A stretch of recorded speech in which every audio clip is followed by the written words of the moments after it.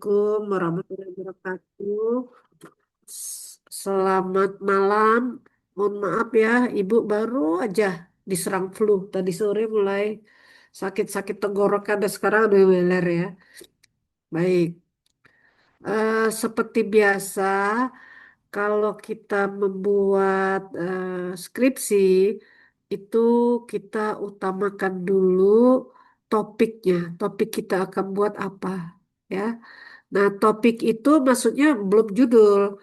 Nanti kan kalau judul kita diganti sama penguji nggak masalah. Yang penting topiknya jangan diganti, ya. Istilahnya, oh satu parabel ini nggak cocok nih, diganti aja dengan ini. Ada terus penguji yang kayak gitu, ya. Nggak masalah. Yang penting topik kita jangan diganggu. Kalau diganggu, otomatis kita mencari artikel-artikel lain lagi, ya. Nah, setelah mencari topik, baru kita mencari artikel, ya. Artikel itu untuk memperkuat bahwa penelitian ini sudah ada yang meneliti. Jadi kita hanya akan menegaskan lagi bahwa ini udah ada loh penelitinya gitu ya. Walaupun mungkin tidak semua variabel sama ya. Mungkin ada yang dua atau tiga ya yang sama, yang lainnya beda, nggak masalah. Nah, kemudian sering mahasiswa tidak memperhatikan tempatnya atau objeknya. Misalnya dia meneliti tentang eh, apa loyalitas pelanggan ya. Nah, dia ambil contoh, contohnya itu loyalitas terhadap rumah sakit, loyalitas pokoknya harusnya disamakan. Karena kita loyalitasnya untuk marketing, maka kita carilah produk-produk yang biasa kita pakai untuk menjual marketing tadi, menjual barang tadi ya. Nah, itu yang sebenarnya. Tapi itu nggak masalah. Biasanya kita terus berjalan mengejar proposal, tapi jurnal-jurnal itu kita cari lagi, ya. Jangan sampai ada mahasiswa takut, takut maju karena belum lengkap. Semua skripsi yang kita buat kita anggap belum sempurna. Akan tetapi kalau kita tidak maju, gimana caranya mendapatkan kesempurnaan itu? Dari ujian itulah dapat kesempurnaan masukan-masukan dari dosen penguji, dan kalau kami dulu proposal itu mahasiswa juga ikut datang ya, mahasiswa nonton teman-temannya sehingga masukan dari teman-temannya juga ada, gitu ya. Oke, dia itu paham. Nah, tugas kalian adalah tadi mencari artikel. Pahamin artikelnya, dibaca, eh, tarik benang merahnya, yaitu itunya apa teori-teori yang akan kita ambil. Ya, teori itu kan bisa diambil dari buku, bisa diambil dari artikel, ya. Nah, sehingga kalau buku itu tahun-tahun lama, kalau artikel kan baru diambil penelitian siapa yang mengatakan ini, gitu ya. Lebih baru jadinya. Sudah kita mengambil artikel, Anda simpulkan benang merahnya, penelitian ini dan variabel X dan Y ini menemukan apa, ya, teori-teori yang pakai apa. Nah, kita buat variabel X misalnya. Teorinya siapa-siapa yang mengatakan. Teori tentang apa? Ya tentang variabel ini. Siapa-siapa aja yang menemukan atau penelitian siapa saja. Nah, hasilnya gimana? Boleh positif, boleh negatif ya. Karena kalau ada positif dan negatifnya lebih bagus buat kita. Kalau penelitian kita negatif, kita nggak bingung. Ada landasan orang yang meneliti terdahulu negatif, ya. Misalnya kita inginkan kan dalam teori apabila X naik sekian, maka Y akan naik sekian. Tapi ditemukan ternyata tidak begitu. Nah, itu kan istilahnya tidak sesuai dengan ilmu yang diberikan oleh pendahulu, tetapi tidak masalah. Mungkin ada alasannya. Mungkin pada saat kita membagikan kuesioner, mereka tidak fokus, sehingga jawabnya suka-suka dia, ya, sehingga hubungannya adalah negatif. Nah, kalau tidak ada positif negatifnya, Biasanya mahasiswa bingung. Lah, ini kenapa negatif ya? Padahal harusnya positif. Mahasiswa itu suka ganti angka. Kalau dia ahli di dalam menentukan hitungan-hitungan ya. Kalau ibu sih nggak bisa menentukan itu, malah kadang-kadang anjlok, kadang-kadang ya itu tergantung dari kepintaran mahasiswa ya, dia mengganti semuanya. Maksudnya data-data diganti ya. Yang tahu siapa? Ya mahasiswanya. Kita-kita nggak tahu ya. Ya kan? Apalagi sekarang ada suatu perusahaan yang menjual data. Kami kan dosen harus neliti juga ya. Neliti juga, mengabdi juga. Kok saya lihat teman-teman itu tenang-tenang aja, katanya ada kok data yang dijual. Nah, data yang udah ada. Oke, artinya itu kan data yang sekunder apa atau itu ya satu sekunder apa primer apa? Nah, itu tergantung kita ya, judulnya apa, mau ngambil data yang gimana. Tapi biasanya kalau kita bisnis digital, kita nyebarkan datanya ya kepada konsumen tadi. Oke, udah. Nah, kalau udah terkumpul itu, baru kita membuat latar belakang masalah. Nah, di dalam membuat latar belakang masalah itu harus ada fenomenanya, ada gapnya, ya. Kalau yang bagus-bagus saja berarti tidak ada yang harus kita selidiki, kita teliti ya. Nah, misalnya tadi teman kalian atau kakak kelas apa adik kelas tak tahulah ibu ya, dia eh, mengatakan bahwa dia akan meneliti tentang tunggu ya, analisis peran konteks marketing, lip streaming, produk quality dalam meningkatkan customer satisfaction dan repurchase intention pada konsumen produk t-shirt ya. Artinya dia harus lihat dulu dari judul ini. Bisa saya share ya? Bisa nggak saya share ini? Bisa, Prof. Sebentar, saya oper. Bisa, bisa. Udah nih ada tulisannya. Bisa. Oke, baik, Prof. Nah, ya, kita lihat di sini. Wah, ini Ibu maaf banget ya, soal baru puluh ini berat biasanya. Kita lihat judulnya ya.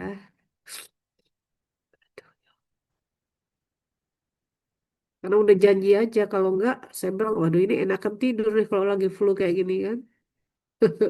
Udah janji ibu tuh banyak sekali membimbing ya, bingung dikasih Murina, aduh gimana cara nolaknya ya. Karena di pendidikan bisnis, PAP, S2, S2 itu ada 43 bimbingan saya apa pembimbing satu dan pembimbing dua. Itu semuanya orang BKN. Kemudian di S3 ada 10. Nah, saya bilang, aduh gimana nih cara apa mendampinginnya ya, istilahnya mendampingin kan, mengapa bimbing. Aduh bahaya nih saya bilang, bisa-bisa kalau kita mahasiswa tidak aktif itu bisa ketinggalan. Ini angkatan tahun berapa kalian ini? 2022, 2022, Prof. Prof. Oke, yang kemarin 2001 tuh, namanya Cikita ya kakak kelas kalian. Dan dia menganalisis analysis of the role of context marketing, live streaming, product quality in exchange apa nih? Engaging customer satisfaction dan repurchase intention t-shirt ya, t-shirt produk consumer. Jadi dia menceritakan produk-produk baju, saya bilang ini baju-baju bekas. Ya bisa dikatakan gitu Bu. Ah, dia menganalisis bagaimana sih perkembangannya di dalam apa marketingnya, bagaimana lip streamingnya. Dia lihat konten marketingnya itu ternyata dibuat tetapi tidak sesuai setelah beli. Kemudian live streamingnya terlalu cepat sehingga orang buru-buru memesan dan sebagainya. Nah, itu akan terjadi salah pesan dan sebagainya. Itu fenomena-fenomena terjadi ya. Produk kualitinya ternyata juga nggak begitu bagus katanya. Nah, bagaimana orang mau loyal gitu ya? Nah, dia jelaskan di sini satu-satu sehingga kita tahu ada permasalahan di dalam menyebarkan menjual barang tadi ya. Kita lihat di sini.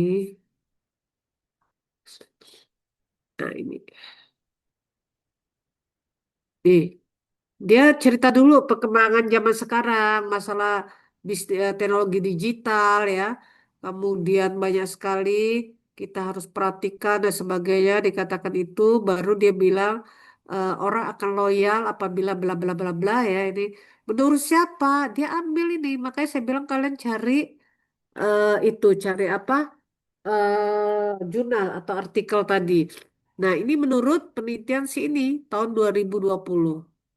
Jadi dia mengatakan perubahan tersebut menurut adaptasi cepat oleh pelaku usaha dalam strategi pemasaran digital yang kini menjadi kunci dalam mempertahankan daya saing.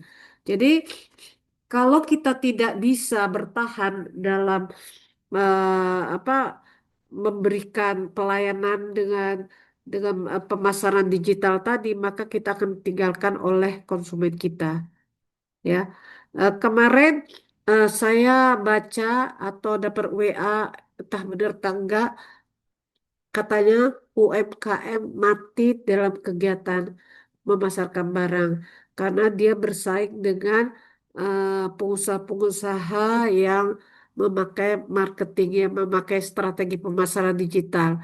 Nah, sedangkan UMKM dia modalnya aja sedikit, kemudian pokoknya bersaing dia ya. Nah, artinya itu yang akan kita angkat ya, kita angkat berarti permasalahan UMKM-nya apa gitu ya. Nah, kemudian dia masih cerita tentang perkembangan teknologi dan sebagainya, media sosial, kemudian dia jelaskan marketplace ya, kemudian aplikasi mobil itu sangat penting. Itu siapa yang mengatakan ini menurut ini ya? Nah, dalam jurnalnya nanti kita kan pakai body note, bukan pakai footnote. Kalau dulu footnote ada tulisannya di kakinya, tapi ini body note ada di daftar pustaka ya. Nah, ini permasalahannya, fenomenanya. Oh, katanya dari sekian 60% perilaku digital memanfaatkan internet untuk pemasaran. Nah, ini paling banyak nih pemasaran digital ya daripada yang ini. Nah, ini fenomenanya. Nah, dia katakan bahwa persentase pelaku digital memanfaatkan internet untuk pemasaran. Nah, ini diceritakan di sini tentang UMKM dan sebagainya. Menurut siapa dia ada dibuat ini dari penelitian siapa ya? Nah, kemudian barulah dia masuk tentang tadi live streamingnya gimana ya. Oh, ternyata begini begini begini konten marketingnya bagaimana ya, produknya gimana, kemudian customer satisfactionnya gimana. Udah dia membuat itu satu persatu. Yang apa variabel X ya itu apa aja satu diuraikan. X2-nya kadar Y diuraikan. Tapi pertama kita masuk dulu yang Y-nya ya, yang terikatnya dulu bahwa ini ya. Baru banyak faktor yang mempengaruhi salah satunya itu tadi. Ya, diterangkan di sini kemudian dia sebutkan lagi ada thrifting ya. Apa kemudian menurut siapa ini ada semua. Jadi nggak boleh kita asal ngomong. Kalau asal ngomong nanti nggak ada buktinya ya. Nah, harus ada bukti. Nah, ini dia shopping and social media ya. Ada bukti-buktinya dia buat berapa persen dia jelaskan ya dalam gambar satu 2 statistik belanja konsumen via media sosial di Indonesia. Emang katanya paling besar ya kita memakai marketing pemasaran melalui digital ya. Oke, diterangkan semuanya. Nah, itu setelah semuanya ada bukti fenomena, pokoknya kalian cari fenomenanya ya. Menurut siapa lagi ini banyak sekali ya fenomenanya. Nah, katanya meskipun strategi pemasaran digital melalui platform TikTok mampu menarik perhatian konsumen melalui konten visualnya yang menarik dan fitur interaktif seperti live streaming, tidak semua pengalaman konsumen berujung pada kepuasan. Nah, itu baru baru gapnya. Karena harusnya begini-begini ternyata nggak semua orang bisa puas katanya. Kenapa? Nah, dicerangkan di sini. Oh, karena kita harus cepat melakukan proses check out-nya secara tergesa-gesa. Dengan begitu berujung pada kekeliruan pemesanan ya. Terus ketidaksesuaian antara ekspektasi yang terbentuk melalui konten visual tadi ya. Nah, ini disebutkan. Ibu pernah mengalami juga ya, membeli melalui online, dia jual ransel gitu ya. Ibu bilang mau belanja, langsung dihubungkan dengan WA-nya. Tanya alamat kan, kita buat alamat. Besoknya langsung dia kirim. Bu, kiriman ibu sudah dalam perjalanan. Loh, saya belum tahu ukurannya, saya belum menentukan tasnya warna apa ya, ransel warna apa. Dia udah kirim. Saya bilang dia nggak ngerti. Saya juga orang marketing ya. Akhirnya saya cegat waktu datang barang, saya balikin. Dia katakan si cepat sudah sampai posisi ibu. Waduh, saya belum pesan kok. Untungnya orang si cepat itu mengetahui, ya. Bu, kenapa ibu tolak? Katanya. Baik-baik. Oh, gini, gini, gini, gini, gini. Oke, Bu, ibu, saya foto, ibu pegang barangnya, tapi bukan bukan muka ibu. Barangnya aja udah dikirim, tapi ibu menolak. Akhirnya dikembalikan. Nah, ini orang-orang marketing yang kayak gini, dia tidak memperhatikan konsumen pesan apa, pokoknya ini laku, laku, laku, laku. Kalau kedapatan kayak saya nggak mau, karena memang warna belum ada, ukurannya nggak tahu apa ya. Kalau orang nggak tahu ya udahlah, kasihan, ambil aja, beli aja gitu ya. Nah, inilah fenomena-fenomena terjadi, baru kita bisa tentukan apa sih penelitian yang akan kita buat. Nah, ini dibilang berdasarkan latar belakang tersebut. Jadi udah kita terangkan di belakang-belakang apa aja yang sudah kita buat, dan kita buat judulnya ini. Analisis peran konteks tadi ya.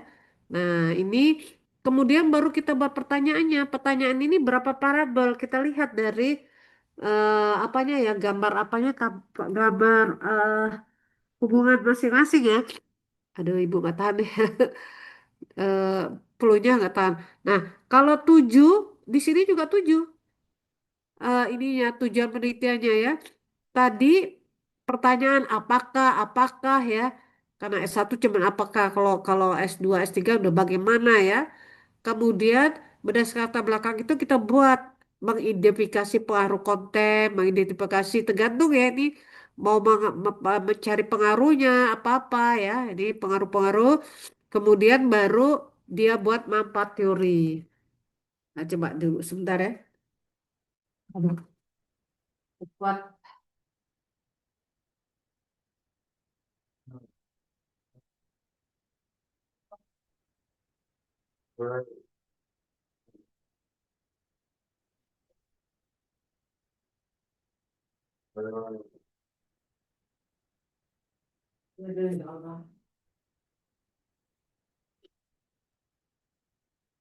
Nah, kalau manfaat teoritis, banyaklah di pustakaan kalian lihat ya. Manfaat praktis apa, sesuaikan dengan judul kita ya. Kemudian sudah masuk bab 2. Nah, sekarang coba kalian buat dulu yang tadi saya minta, kemudian bab 1.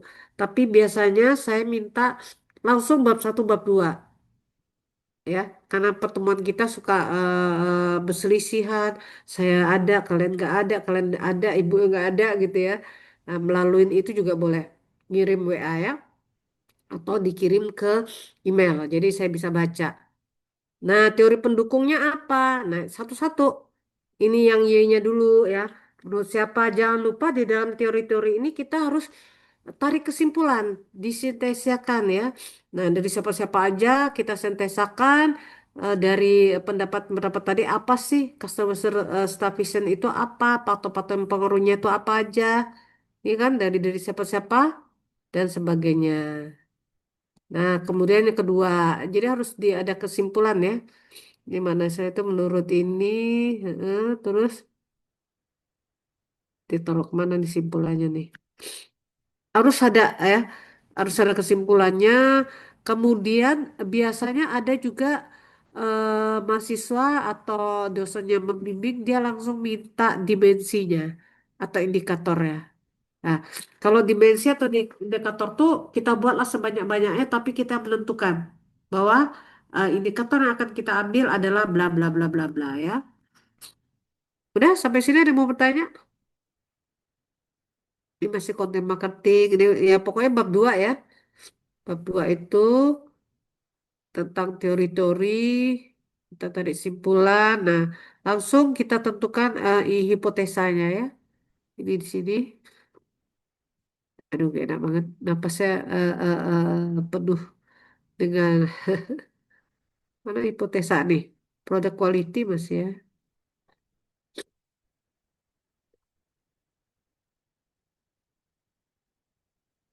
Bentar ya.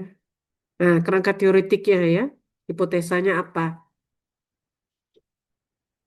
Nah, kalau ibu biasanya minta penelitian terdahulu, tapi ini aturan baru kayaknya mahasiswa nggak penelitian terdahulu. Langsung dia kerangka teori dan pengembangannya. Yaitu dia ngambil dari yang tadi juga, dari penelitian-penelitian terdahulu ya.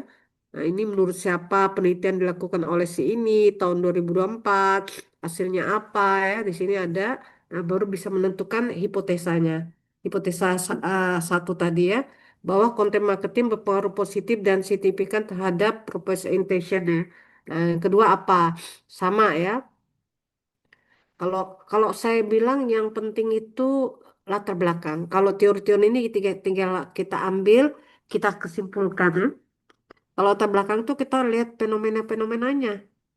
Nah, ini karena hipotesa tadi ada 7, artinya di sini ada 7 juga kerangka teoritiknya ya. Nah, ini nih dari sini ya. Jadi H1 ke sini, Y-nya ada 2, H1 ke sini, H2 ke sini, H3 ke sini, 4, H5 ya. Atau kalau nggak kayak gini ya pokoknya kita buat dulu ini ke sini, ini ke sini, ini ke sini, baru yang ini ya. Harusnya kalau kayak gitu ini H1, ini H2, ini H3. Ah, baru kita ke sini H4, H5, H6, baru H7. Nah, ya kalau ini dia buatnya lain. H1 ke sini, H2-nya lari ke sini, H ketiga ke sini. Bingung ya nanti H4 ke sini, dia model cross kayak gini ya. Tapi kalau saya suka usulkan ya sini H1, H2, H1, H2-nya ke sini, variabel Y tetap, ini H3-nya gitu. Gitu ya nanti tergantung dari keinginan atau teori yang kita tentukan. Nah, baru di penelitian terdahulu. Kalau biasanya saya penelitian terdahulu baru baru kerangka teoritiknya, tapi nggak tahu kok aturan baru ya. Banyak aturan baru.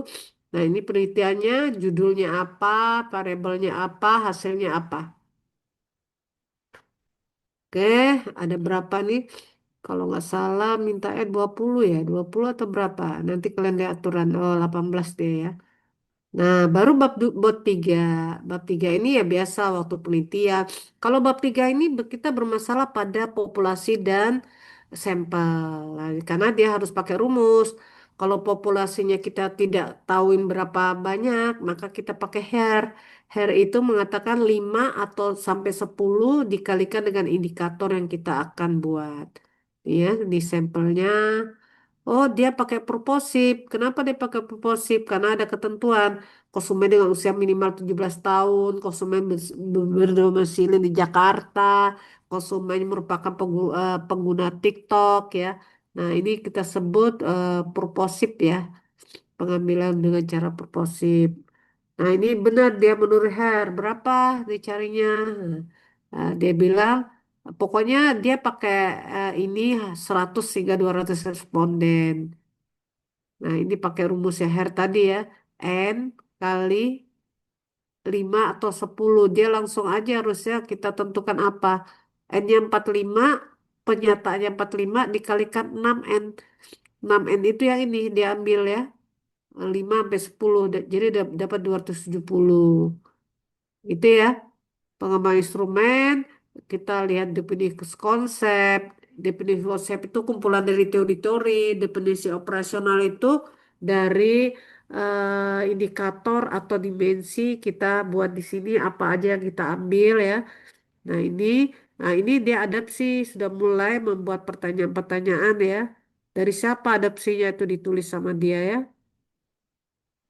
Adapsi itu kita buat pertanyaan yang sesuai dengan kita punya, tetapi tidak jauh. Dah, itu aja sampai sini. Ada yang mau bertanya? Silakan. Cukup jelas kali ya, cukup mengerti ya, karena udah belajar eh apa namanya metodologi penelitian ya. Sama siapa nih itu penelitiannya, Tembari? Sebelumnya sama Pak Osli, terus saat ini kita juga ada matkul metodologi lanjutannya lagi Prof sama Bu Meta, jadi dua kali. Oh ya, pendalam apa ya? Apa? Pendalaman metodologi penelitian ya. Lah enak kan, berarti kan bisa langsung. Nah, kalau ada tugas dari Bu Meta itu, langsung aja judul kalian apa. Jadi sambil dia koreksi kita juga siap nggak kerja dua kali. Kalau kerja dua kali kan sering bukan mahasiswa S1 aja, mahasiswa S3 juga gini. Pokoknya tugasnya kan kalau kalau kalau kami namanya kolokium ya. Kolokium doa untuk S3 dia buat aja judulnya yang dia ketemuin aja. Tapi sayang begitu nanti dia paparan untuk buat proposal dia harus cari orang lagi. Nah, sekarang ditaktikin karena sekarang S3 tuh masuk di ekonomi di PEP ya. Maka dari sekarang kolokium itu hanya mengarahkan dosen pembimbing, bukan pembimbing, dosen mata pelajaran kolokium mengarahkan mereka setelah mereka mengambil judul dan juga berdiskusi sama pembimbingnya. Makanya saya bilang lagi heboh-hebohnya S2 juga, S3 juga, S1 juga sementara mau cepat selesai juga semester ini. Ini masih ngambil mata pelajaran apa sekarang? Masih ada tiga mata kuliah Prof, tapi kita udah ambil sempro sama skripsi. Masih ada metodologi lanjutan, ada investment, sama ada ERP. Oh, Include skripsi kenapa? sama sempro. Oh, berarti bisa selesai setahun 3 tahun setengah ya? Enggak? Iya, betul Prof. Diarahin sama Bu Rina untuk ambil sempro skripsi di semester ini biar selesai. Oh, kalau di PB, karena kami itu pendidikan, mereka itu lagi praktek ngajar di sekolahan. Nah, mata kuliahnya tidak ada yang ngambil. Jadi dia cuman apa ya itu namanya. Pokoknya dia nggak kuliah, tapi ah lupa ibu namanya. Dia nggak kuliah mata kuliah itu, tetapi sangkut paut dengan prakteknya itu. Misalnya media pengajaran ya, evaluasi pengajaran dia dia bawa ambil di situ tanpa nggak kuliah sama kita, tapi dari praktek dia itu. Nah, jadi dia hanya membimbing apa membuat proposal. Begitu udah pulang nanti baru dia skripsi. Itu benar-benar skripsinya benar-benar nggak mengikut mata kuliah yang lain, ya kan? Oke ya. Ada yang mau bertanya silakan. Sorry nih Prof, sampai ya. ngisep-ngisep. Izin bertanya, Ya. Prof. Sebenarnya kalau dari Prof sendiri kita ada kayak harus ada minimal variabel yang digunain atau kita tetap harus pakai variabel Z gak sih, Prof? Kalau S1 itu mediasi, Eh, pengaruh mediasi gitu, Prof. nah ini ya sebenarnya sih kalau dulu dekannya Pak Usep dia nggak kasih. Tapi kemarin saya nguji anak PB bimbingan Bu Teri. Bu Teri kan di kalian ya. Itu 9 variabel. Saya giniin, kamu ini sudah S3 lebih. Orang anak S3 aja 5 variabel aja udah bingung. Jadi kalau S3 itu misalnya variabel X-nya ada 3, mediasinya satu, Y-nya satu ya. Nah itu aja udah bingung berapa hipotesisnya. Kamu hebat, saya bilang langsung aja tamat jadi selesai dari S3 dia ketawa-tawa aja. Itu kemauan pembimbing gitu ya. Nah, kalau saya nggak menentukan Mbak Alia, nggak menentukan. Ada orang kan karena bidang saya misalnya adalah UMKM atau entrepreneurship, saya meminta mahasiswa meneliti tentang entrepreneurship. Ya, jadi bagaimana marketingnya, bagaimana dengan bisnis digital kita gitu ya.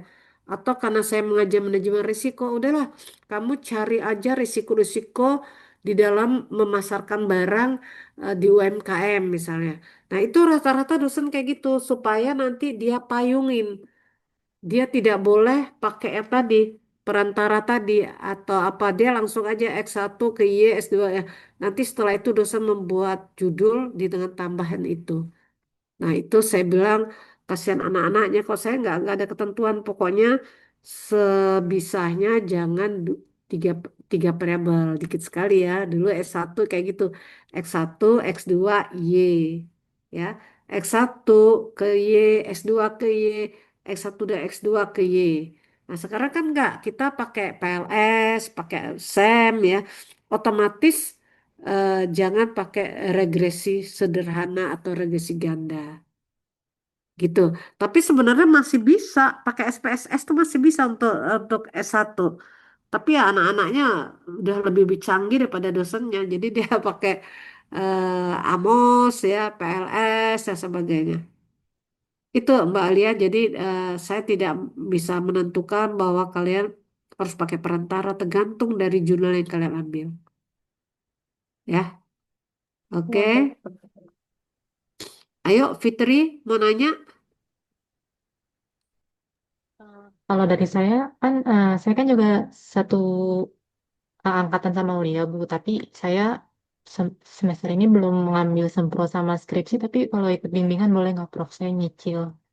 Iya boleh aja. Tapi ingat ya, biasanya kalau dulu nggak tahu kalau sekarang kita judulnya apa langsung nulis. Nah, Bu Rina itu dulu sama-sama kami di pendidikan bisnis, saya ketua prodinya. Dia jadi siapa duluan? Pernah terjadi keributan. Keributannya gini, satu nulis pakai pensil judulnya, satu lagi pakai pulpen, tapi lama duluan yang pakai pensil. Begitu dia seminar proposal, baru ketahuan ada dua judul yang sama. Gimana nih caranya? Kita nyuruh yang pakai pensil, tapi yang pembimbingnya ngotot juga nggak bisa dia pakai pensil masih ragu. Mendingan saya agak bawah tapi ini gitu ya. Akhirnya kita bubarkan semua dua-duanya, judulnya diganti. Harusnya tambah aja satu variabel biar tidak sama ya. Nah itu jadi cepat-cepatan menulis judul tidak boleh sama dengan kakak kelas Anda selama 3 tahun. Maksudnya sama persis ya, tapi tambahkan variabel nggak apa-apa. Kalau saya sih tempatnya berbeda nggak apa-apa, kan pasti fenomenanya beda. Ininya juga beda ya, objek penelitiannya, tapi judulnya sama gitu. Tapi ya ketentuan dari fakultas di mana kita ikuti, gitu ya. Oke, nanti Fitri walaupun nggak itu tulis aja judulnya apa. Gitu. Udah paham dulu, jangan sampai nanti ganti lagi marah Bu Rina dicoret-coret ya. Ya kan dicoret kan di tempat saya juga ini masih sokok nyoret lagi. Artinya dia belum paham. Makanya ambillah dulu jurnal-jurnal tadi, baru kita bisa bergerak. Kalau saya gitu. Oke, Baik, Prof. ya ini Mas Yuda gimana Mas Yuda? Mbak Emilda, paham ya? Uh, Hah? Prof, saya Gimana? izin nanya. Iya, Uh, Tadi kan kita harus masukin dimensi ya, Prof ya. Nah, heeh, itu kan kita ambil dari artikel terdahulu.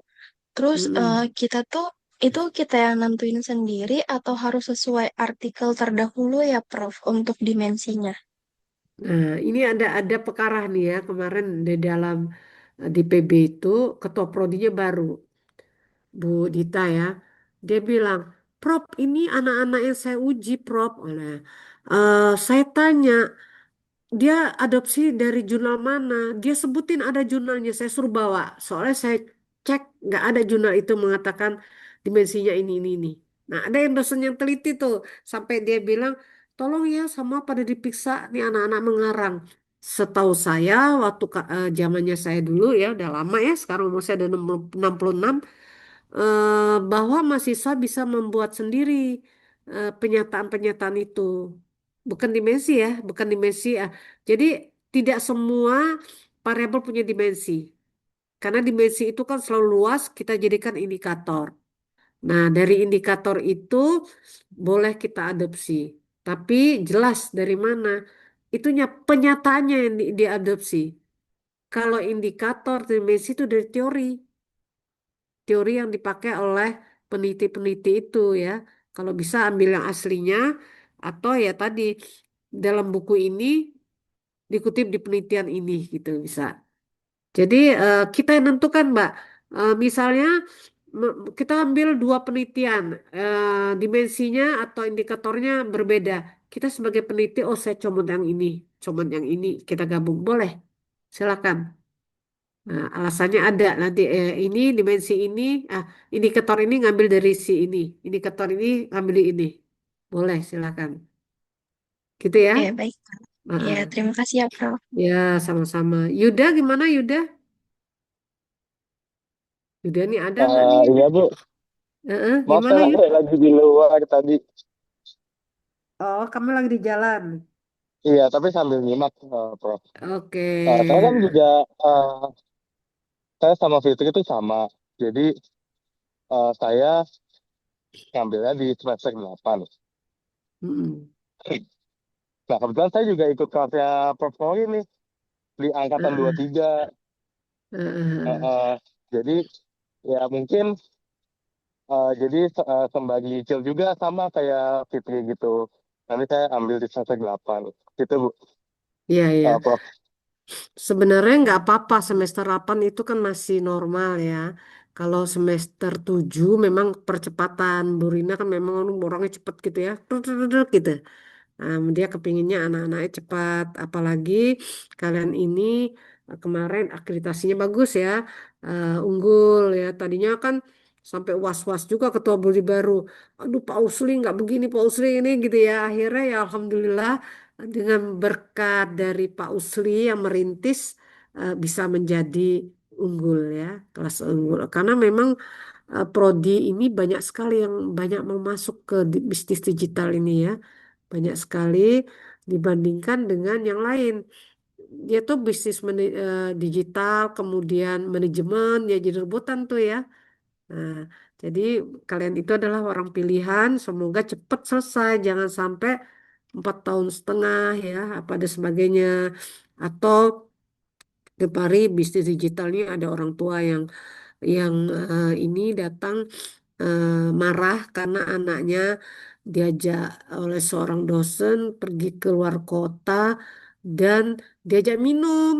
Saya bilang, kalau orang bule minum itu biasa, cuma segelas kecil gitu ya, apalagi di puncak untuk ngangetin gitu. Tapi orang Indonesia kan nggak pernah kayak gitu. Kalau di tempat bule, itu heboh juga tuh. Orang tuanya marah gitu ya. Anaknya kok diajarin untuk minum, ngerokok aja kita orang tua was-was ya. Oke ya, kalau nggak ada yang mau bertanya, kita akhiri boleh. Sambil nanti kalau ada apa-apa dibuat terus di WA juga nggak apa-apa ya. Pertanyaan buatnya di grup, jadi teman-teman bisa menyimak, menyimak apa yang kita belum paham, teman-teman juga bisa pantau. Oh ini yang dimaksud ya, gitu ya. Mohon maaf nih, napasnya udah nggak bener nih. Kita Baik, akhirin ya eh, pertemuan kita ya. baik Prof. Terima Selamat. kasih banyak. Ya, semoga jangan ada yang patah semangat. Nanti takutnya dari 6 orang ini yang maju nggak ada ya. Aduh, saya disalahin ini Bu Kori gimana sih bimbingannya katanya. Jadi eh, kadang-kadang saya tanya mahasiswa seperti S2, gimana tesisnya? Ya Prof, karena kerjaan dan sebagainya nggak saya kerjakan ya. Berarti nggak salah saya ya. Saya bilang saya udah tanya gitu. Gitu ya. Oke ya, dengan mengucapkan Alhamdulillahirabbil alamin, kita akhiri pertemuan kita. Mohon maaf lahir batin. Kalau ada kesalahan, kita sambil belajar. Kalian bisa memberikan, Bu, ini yang dimaksud ini menurut saya gini, gini, gini. Ibu mengatakan ini, jadi gimana sebaiknya, Bu? Boleh kita bertanya gitu. Jangan menganggap semua dosen adalah benar ya. Kita sama-sama belajar. Baik, kita akhiri ya. Maaf lahir batin sekali lagi. Kita Terima tutup kasih dulu ya. Prof. Ya, Makasih banyak, Prof. sama-sama. Terima kasih, Prof. Ya, Prof, sama-sama. izin Prof Ya, sebentar. Oh, ya, Prof, kalau bisa ditemuin di kampus, boleh gak sih, Prof? Atau mungkin boleh, kalau boleh. misalkan Tapi pas saya next, ada, pas saya ah ada dulu ya. gini. Jadwal saya tuh, aduh luar biasa ya, penuh. Terus saya rumahnya jauh. Jadi kalau Hmm. sebelum setengah 4, saya harus pulang. Atau kadang-kadang saya sholat zuhur pulang. Tapi kalau mata kuliahnya ada, terpaksa saya sampai asar. karena perjalanannya jauh banget, besok pagi mau berangkat lagi gitu ya. Boleh, kita janji pas ibu ada, silahkan lebih enak tatap muka. Kalau ini kan karena pengantar nggak apa-apa. Nanti setelah itu ya kita liatin ini jurnalnya Bu, ini ininya, ini ininya. Jadi kita bisa maju bersama ya. Oke, Baik, Prof. ya.